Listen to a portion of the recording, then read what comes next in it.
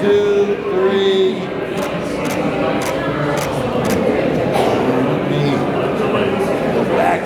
We're here at the premiere of The King of Color, speaking with Bob Gazzale. I'm the president and CEO of the American Film Institute. Well, Bob, thank you for taking the time to speak with me today. So tell me about what intrigued you about The King of Color. Well, I've known Larry Herbert for over 30 years. He's been a longtime supporter of the American Film Institute and arts around the nation. And the thing that's great about Larry is that he believes that color in our divided world could be a universal language. And he believes the same thing about movies. And so to have this come together in a film about his life is a happening I wouldn't want to miss. So this film did premiere at the AFI Film Festival. How was that experience, and how was the festival overall this year? Premiering the film at the AFI Film Festival in Los Angeles was one of the highlights of the event. It was a standing room only crowd filled with not only film fanatics, but also design fanatics who are interested in the creation of the Pantone system. Yeah. So bringing together people to share stories like this together is really what the AFI is all about. And we also know that every year Pantone picks a specific color of the year. Any thoughts? We got a day or two until that releases. What do you think the color of this year is going to be? I am the least educated person on the topic of favorite colors, but I'm going to take I'm going to say 384. 384. We'll have to look that up. Oh, okay. But it's like lottery. Let me see how I did. I hope you win, and thank you for talking and spending the time. Thank you. Speaking with Hi, Bob Burney. Bob, thank you for taking the time to speak with me today. So we're here for the premiere of The King of Color. Tell me your thoughts going into the premiere. Yeah, the King of Color is this amazing documentary about Larry Herbert, who invented the language of color, or the Pantone color system. So it's really exciting to sort of people in the design world know Pantone, but they don't know the story behind it. So that's what the film is. Interesting. So Picturehouse is a distribution company, and you guys have the North American rights to The King of Color. Tell me about the theaters that it's going into and the audiences that can check it out. Hi, we're going to start next week in New York on the 12th, actually, and New York and Los Angeles at the Village East by Angelica here in New York, and the Regal Paseo in Pasadena, California. Then the film will roll out over December and January to most, 10 or 20 cities. Sure. So I looked up some of the films that you have distributed in the past, like Memento and Pan's Labyrinth. How do you pick films that you choose that you want to distribute and to theater? We love to find the film that's bold, that takes a chance, that maybe other distributors don't get. Yeah. Going back to Memento, everybody goes, well, it was backwards, and no one will understand it. It's like, no, wait a minute, this is Chris Nolan. And now Nolan is Nolan, and everybody knows that. Okay, so for audiences that want to check it out, what lasting impression will The King of Color leave on audience? I think it's going to be a story of entrepreneurship and positivity and luck. Too, as well. And it's also, there's some things in this film that are beautiful, emotional about the man behind the business. So it's a combination of like business and a human interest story. Wonderful. Final question, color of the year. Pantone is known for it. What is your guess? What are your thoughts? I have no idea, and believe me, I've been trying to find out. We're working with Pantone, and I kept slipping it in, but no, they're sealed tight. They won't do it. Right on. Jeannie Burney. Jeannie, thank you for taking the time to speak with me today. So tell me a little bit about The King of Color and what intrigued you about the project.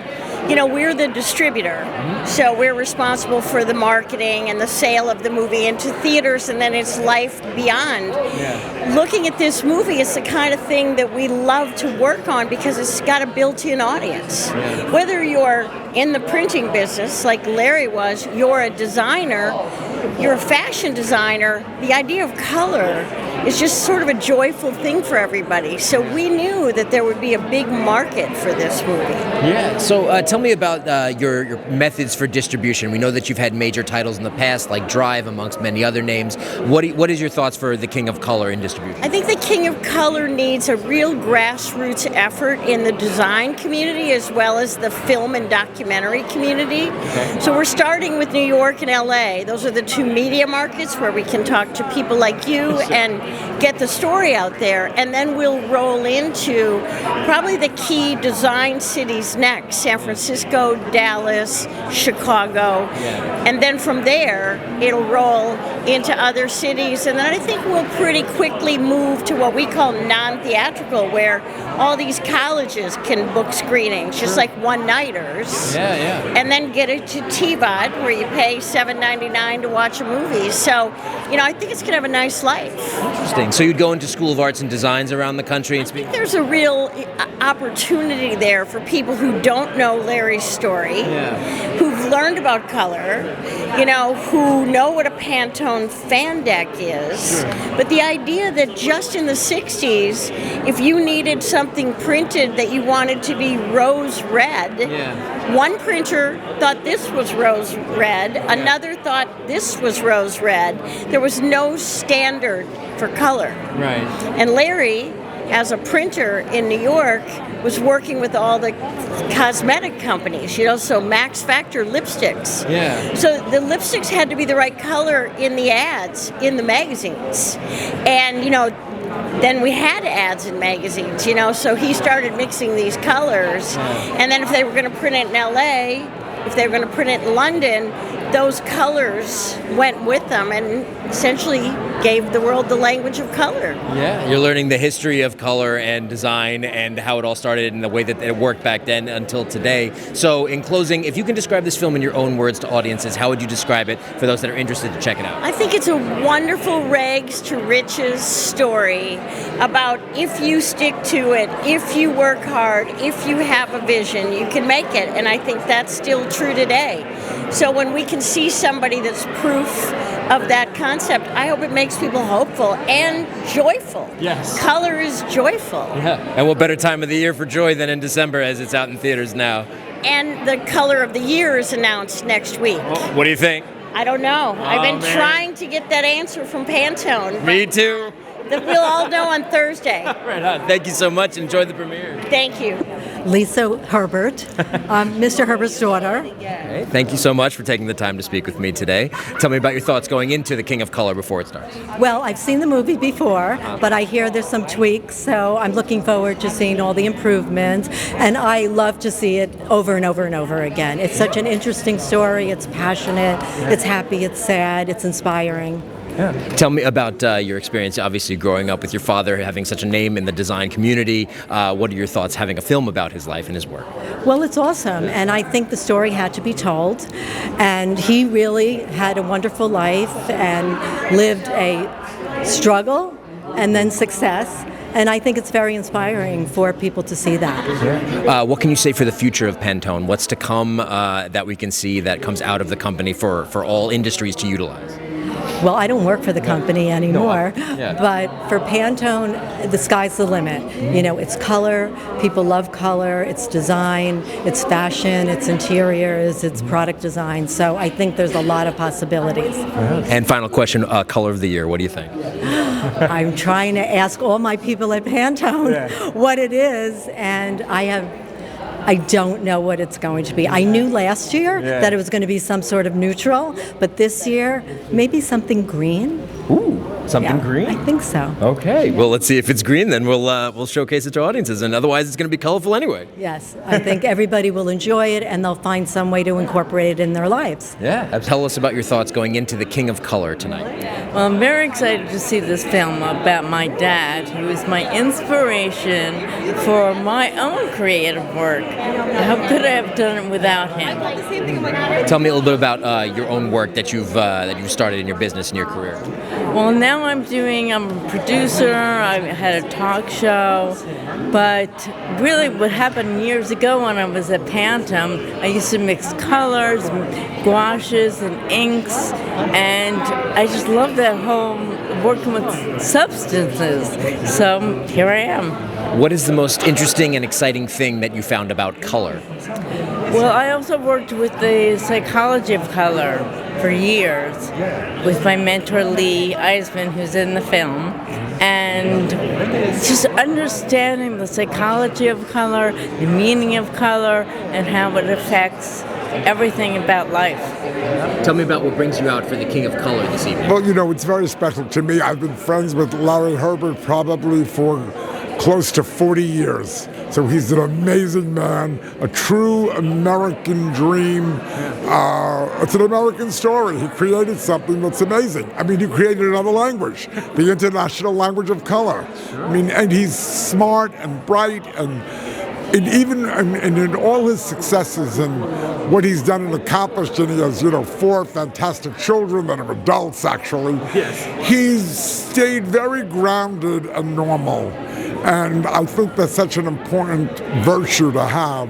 So with all of his successes and what he's created, he's been just such an amazing man, really quite amazing. How has his work inspired the work that you do? Well, as a designer, we can't live without the Pantone world of color. I mean, I can't remember even thinking about what it would be like to be in business, because blue is blue and green is green and light blue is light blue and dark blue is dark blue, and all the colors are just so perfect and everything matches up, and you could be sending something thousands across the world, and it's a Pantone color, so it always has to be perfect. It's beautiful. I can sense your passion when you talk about color.